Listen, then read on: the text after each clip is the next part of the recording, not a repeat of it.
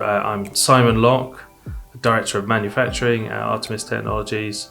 Through my career, I actually worked for about 20 years at Dyson, but amongst that spent about 15 years working on brushless motor technology that powers all of the Dyson products.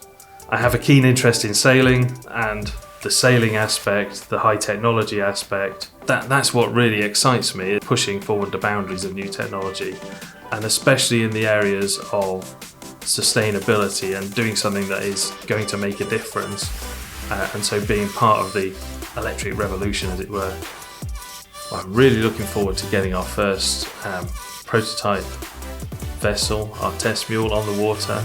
That's going to be a really exciting day to see our technology move from simulation world into the real world out in Belfast Lock, and then obviously taking that, learning from that and building the full-size prototype ferry, which will be a world first for a high-speed foiling electric driven ferry.